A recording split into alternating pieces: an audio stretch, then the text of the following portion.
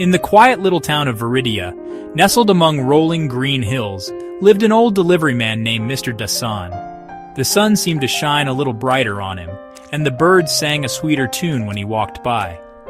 He was a small man with a kind face, full of wrinkles that looked like tiny rivers of laughter. For over 50 years, he had been the town's most trusted delivery man. He knew every street, every house, and every person. The children would run to greet him, their faces lighting up when they saw his familiar blue uniform and worn leather bag. He was more than just a delivery man. He was a part of the town's heart. Mr. Dasan's reputation was built on his unwavering honesty. He treated every package, big or small, with the same careful attention. He believed that each parcel held a story, a piece of someone's life, and it was his duty to deliver it safely.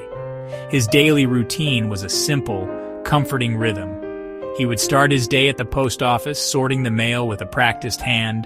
Then he would begin his rounds, walking through the town with a cheerful wave and a warm smile for everyone he met. He never rushed. He always had time for a friendly chat or a kind word, making each delivery a personal visit. One morning, something broke his familiar routine. Among the usual stack of letters and parcels, there was a strange package. It was a small plain brown box, wrapped neatly with a simple string. What made it odd was the lack of a sender's address. The only information was the destination, the old willow house, Forest's Edge. Mr. Dasan frowned, trying to remember the place. The forest at the edge of town was a dark, quiet place that most people avoided. He could not recall an old willow house there, but the address was clearly written in neat, elegant handwriting. It felt important. He placed the package carefully in his bag, a strange feeling settling in his heart. It felt different from the other parcels, heavier in a way that had nothing to do with its weight. It was his last delivery of the day, a final stop before he could go home and rest his tired feet. As the sun began to set, casting long shadows across the town, he started his walk toward the forest. The familiar, cheerful streets slowly gave way to a narrow, overgrown path.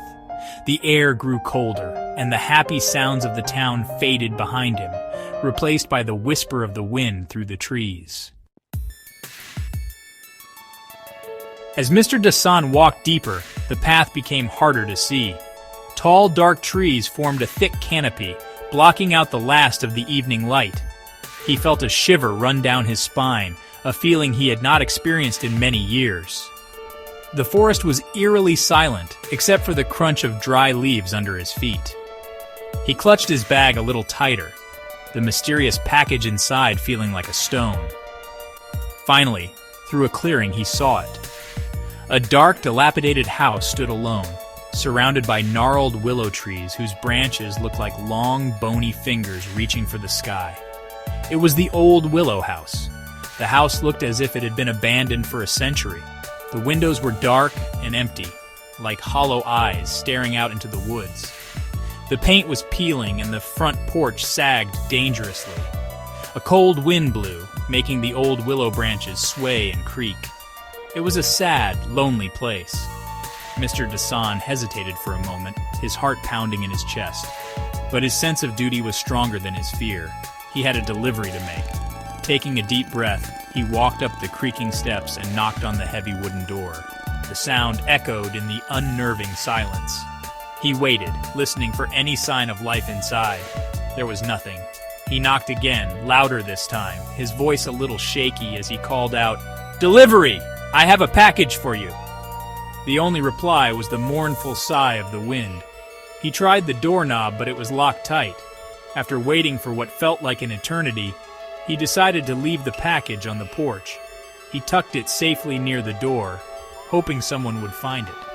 As he turned to leave, he felt a strange sense of unease, as if someone was watching him from one of the dark windows.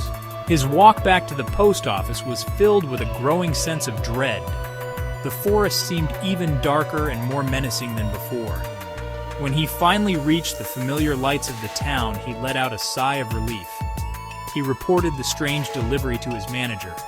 who looked at him with a puzzled expression. The manager made a phone call, his brow furrowed with concern. After hanging up, he turned to Mr. Dasan with a grave look. "Dasan," he said slowly, "there is no old willow house at the edge of the forest. It burned down more than 40 years ago, and the family who lived there, they all died in the fire." Mr. Dasan's blood ran cold. The manager's words echoed in his mind. It burned down more than 40 years ago. How could that be? He had just been there. He had seen the house, touched its old wooden door. He went home that night with a heavy heart, unable to shake the image of the sad, lonely house from his thoughts. He tried to sleep, but his mind was a storm of confusion and fear. He kept seeing the dark windows and the swaying willow trees. He felt a deep, unsettling chill that had nothing to do with the cold night air. The mystery of the package was a weight on his soul. The next morning, Mr. Dasan woke up feeling tired and unsettled. He walked to his front door to get the morning newspaper, and his heart stopped. There, on his own doorstep, was the very same plain brown package. It was neatly tied with the same simple string, looking exactly as it had the day before. His hands trembled as he picked it up. How was this possible? Who could have brought it here? He looked around, but the street was empty. There were no footprints, no sign that anyone had been there. It was as if the package had simply appeared out of thin air. With a mix of fear and curiosity, he took the package inside and sat down at his small kitchen table. His hands shook as he slowly untied the string. He carefully lifted the lid of the box. Inside, there was no gift, no object, just a single old photograph. It was faded and yellowed with age. The picture showed a much younger Mr. Dasan, standing in his first delivery uniform, smiling proudly. Next to him stood a little boy with bright, hopeful eyes, clutching a small, brightly wrapped gift. A wave of forgotten memories washed over Mr. Dasan, so powerful it took his breath away. He remembered that day clearly now. It was one of his first years on the job. He had been given a special birthday delivery for a little boy who lived at the edge of the forest, but a terrible storm had started, and the path had become flooded and dangerous. He was young and scared, and he had turned back, telling himself he would deliver it the next day. But he never did. He had forgotten all about it. He looked closer at the photograph. The little boy was the child who had gotten lost in that same storm, the child from the old willow house who was never seen again. A profound sadness filled Mr. Dasan's heart. He had failed in his duty. That small, forgotten package was a birthday present for a little boy who never got to celebrate another birthday. All these years, he had prided himself on his honesty and dedication, but he had carried this one failure, buried deep in his memory. The guilt felt fresh, as if it had happened only yesterday. He had let that little boy down. The strange delivery, the ghostly house, it was all connected to this one moment from his past, a moment of fear that had led to a lifetime of regret he didn't even know he had. Beneath the photograph in the box, he found a small folded note. His hands trembled as he opened it. The note contained just 3 simple words written in the same elegant handwriting as the address. "Thank you, Mr. Dasan." A single tear rolled down his wrinkled cheek and fell onto the old photograph. He finally understood. The strange journey to the non-existent house was not a normal delivery. It was a chance to finally complete the task he had abandoned so long ago. It was a ghost's gentle reminder, a final request from a lonely soul. As he sat there, staring at the photo and the note, a soft, boyish voice seemed to whisper on the wind outside his window. "You came back," it said. "You finally brought me my gift." Mr. Dasan looked up, his eyes wide. There was no one there, but he felt a sense of peace settle over him, a warmth that chased away the cold fear. The weight he had carried in his heart for 50 years was finally lifted. He had made his last, most important delivery. The debt was paid, and a small, lost soul could finally rest. The story of the last delivery became a quiet legend in Viridia. Mr. Dasan learned a profound lesson that day. He realized that even the smallest of our duties can have the biggest consequences.